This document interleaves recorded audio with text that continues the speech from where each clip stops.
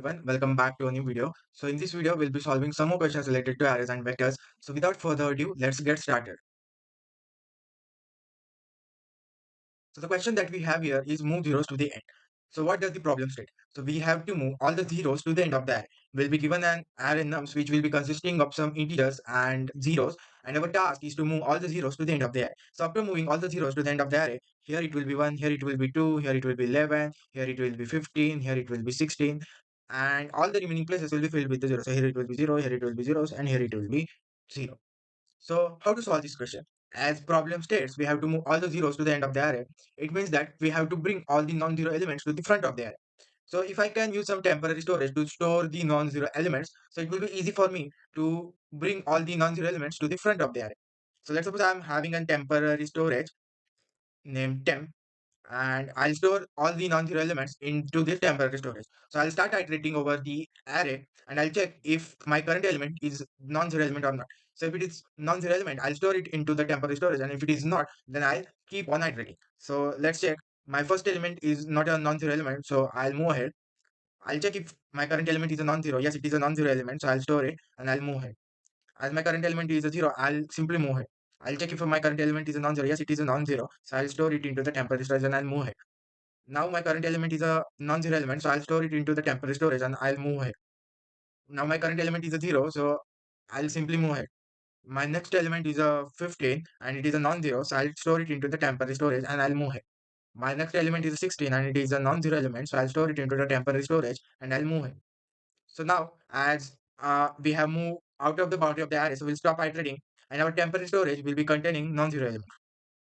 Now, as we have stored all the non-zero elements into the temporary storage, so we have to put all the non-zero elements back into our original array. So I'll put all the non-zero elements from the temp into our original array, starting from the front. So here I'll put 1, here I'll put 2, here I'll put 11, here I'll put 15, here I'll put 16. And now after filling all the non-zero elements, I'll fill all the empty places with the zeros. So here I'll place 0, here I'll place 0, and here I'll place 0. So with the help of this temporary storage, we can easily move all the zeros to the end of the array. So let's try to see pseudocode for this approach. So let's see the pseudocode for this approach. So I'll need a temporary vector to store the non-zero element. So vector of integer named temp to store the non-zero elements. Now I'll iterate over the array and I'll check if my current element is a non-zero element. If it is a non-zero element, then I'll put it into our temporary storage. So I'll iterate from index 0 till my I is less than the size of the array. So let's suppose my n is denoting the size of the array and I'll keep incrementing the I. And now we have to check if our current element, so if my nums of I, if it is non-zero, then I'll put it into a temporary storage. So temp dot pushback nums of I. So I'll put the all the non-zero elements into the temporary storage and I'll keep iterating. So after completing the iteration over the array, our temporary storage will be containing the non-zero elements. So now we have to put the non-zero elements to the front of the array. So we'll start from for int I equals to 0 till my I is less than the size of the temporary storage. So I is less than temp dot size, and I'll keep on incrementing the I plus plus. And now I'll put the non-zero elements from the temp into our original array. So nums of I equals to temp of I. So this will place all the non-zero elements from temporary storage into our original array. After putting all the non-zero elements from temporary storage into the original array, we have to fill the remaining places with the zero. So we'll start iterating from the index right next to the last index of the non-zero element. So that will be given by int I equal to temp dot size. I should be less than our size of the original array, and we'll keep incrementing the array. And we'll store zeros to the all the empty places. So nums of I equals to 0. So after placing all the zeros to the end of the array, we are done with our answer. So let's try to analyze time and space complexity for this approach. So as we are iterating over the entire array to store the non-zero elements into a temporary storage. So this for loop will be taking us big O of n. Then we are putting back all the non-zero elements back into our original array. So let's suppose my number of non-zero elements is the k. So this will be taking us big O of k.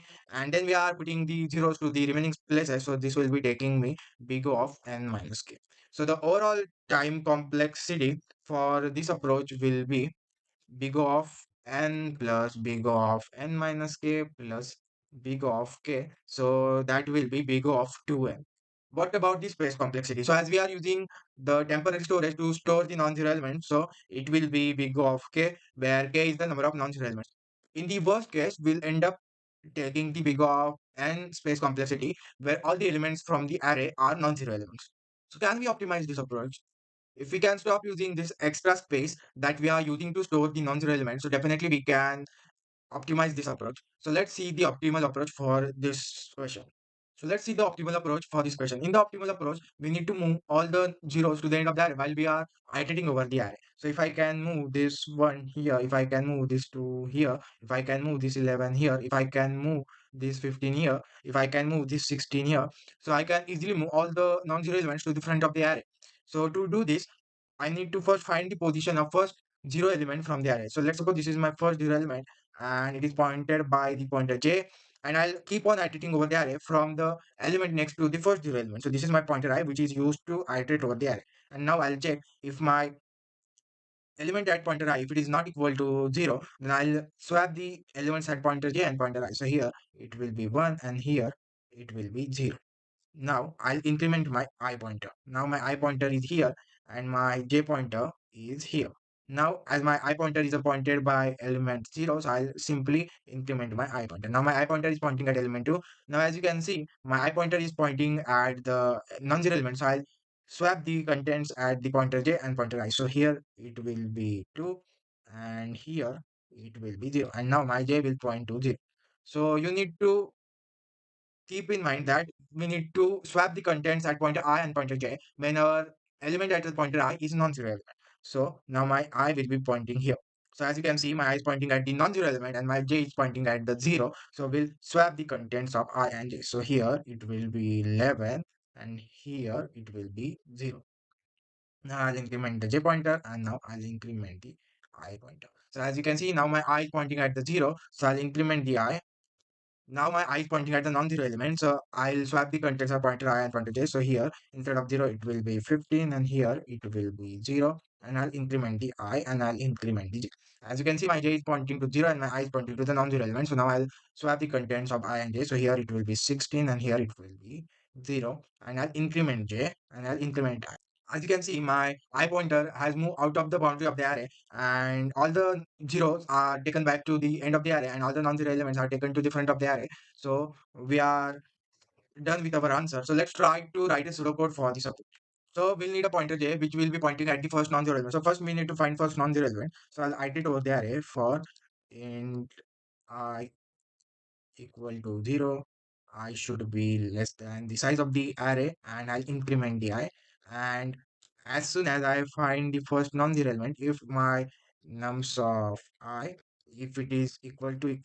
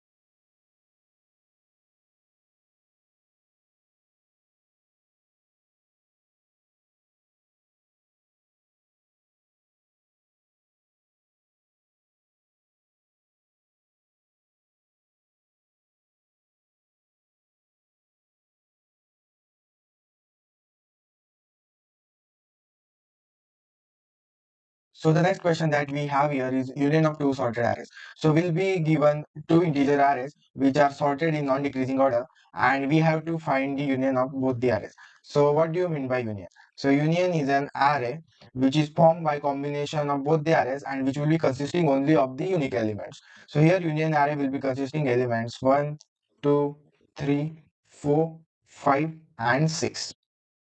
So how can we solve this question? We have to find union of both the arrays, and union contain only the unique elements. From the unique keyword, the something that comes to my mind is the data structure map or set.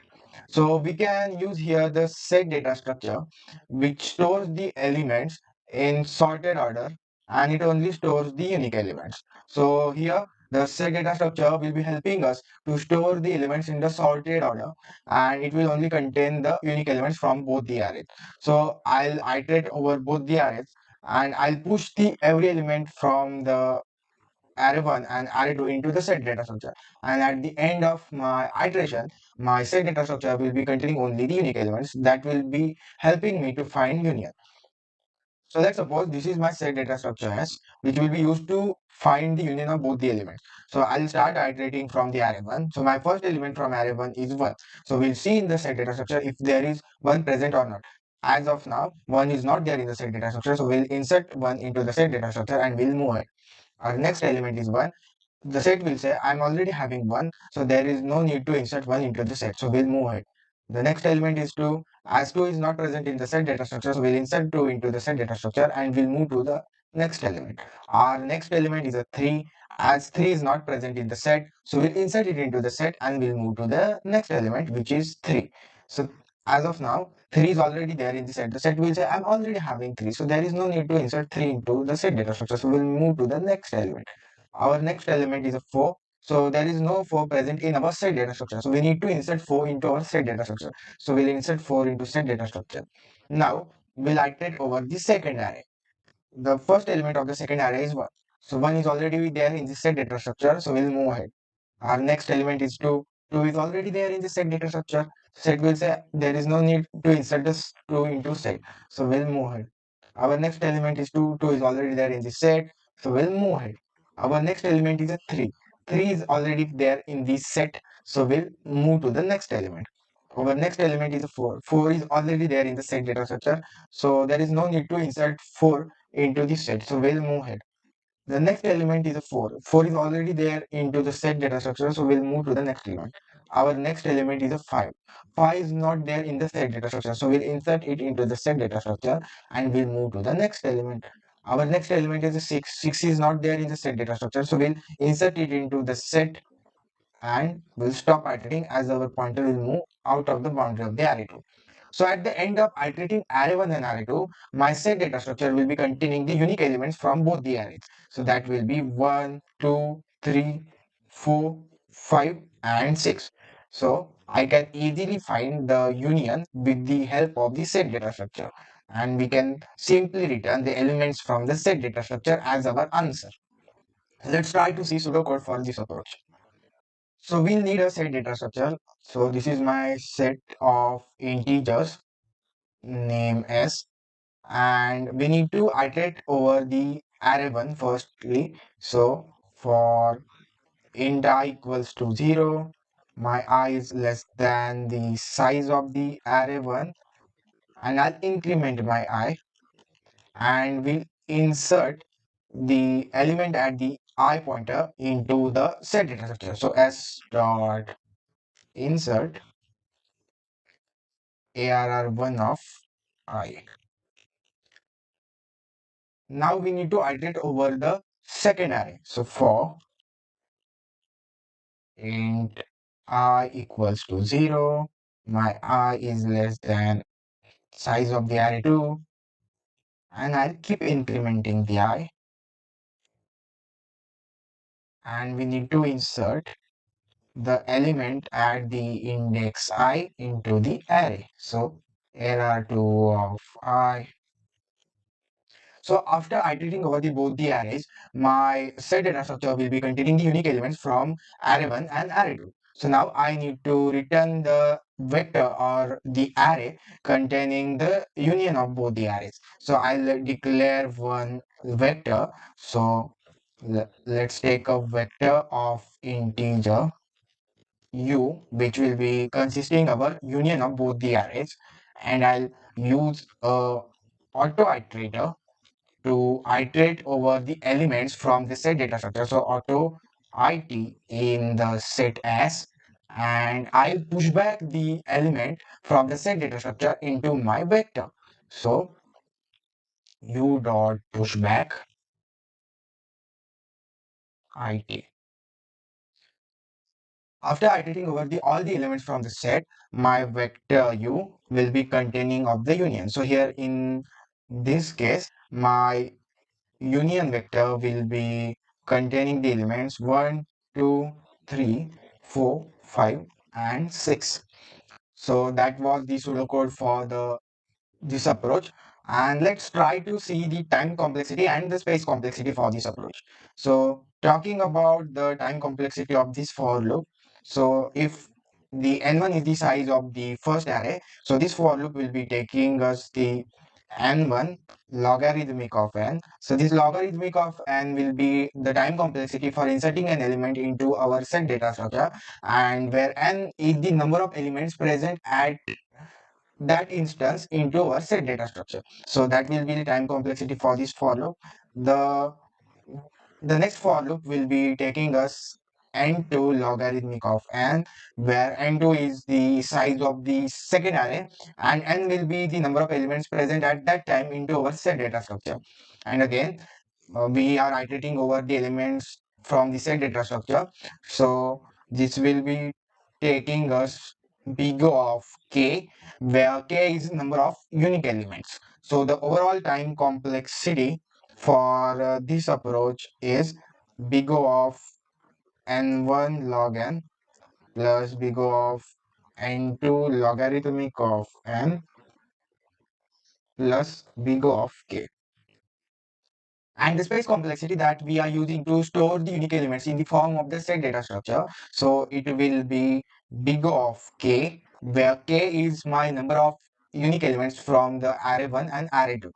And in the worst case, that space complexity will be big O of n1 and n2, where the all the elements from array 1 and array 2 are unique.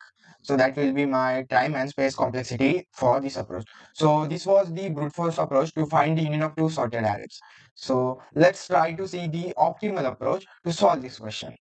So in the optimal approach, we'll be taking advantage of the fact that my two arrays are sorted in the non-decreasing order. And this approach will be based on the concept of two pointers. The fact that my union array will be also sorted in an increasing order will be helping us to solve this question. So let's suppose I'm taking two pointers, the pointer I, which will be pointing at the element 1 from the ARR1, and the pointer j, which will be pointing to the first element from ARR2, and we'll compare which element is a smaller. As you can see here, my element 1 is smaller as compared to 2, so we'll insert it into my union array and we'll increment the pointer I. Now my pointer I is pointing to element 2 and my pointer j is also pointing to element 2. So we'll take any one of them. Let's suppose we are taking the element at pointer I and we'll increment the pointer I. So we'll insert the 2 into the union array and we'll increment the pointer I. Now my pointer I is also pointing to the element 2 and my pointer j is also pointing to element 2. So as we are taking the element at pointer I, so now we need to check the element at the back of the union array should not be equal to the element which is pointed by the pointer I. As you can see, the element at the back of the union array is 2 and the element which is pointed by the pointer I is also 2. So here we will not insert element at pointer I into the union array and we'll simply increment our pointer I. Now my pointer I is pointing to element 3 and my pointer j is pointing to element 2. So we'll take the element at pointer j, which is 2, but we need to check the element from the back of the union array. So element at the back of the union array is 2, so it should not be equal to 2. So we'll simply increment the pointer j and we'll go to the next element. So the next element which is pointed by the pointer j is 2 and element pointed by pointer I is 3. So 2 is smaller as compared to 3. So we'll take the element at pointer j. But before that, we need to check whether my element at the back of the union array should not be equal to element which is pointed by the pointer j. So here in this case, the element at the back of the union array is equal to the element which is pointed by the pointer j. So we'll simply increment our pointer j. So now my pointer j is pointing to element 3 and my pointer I is pointing to element 3.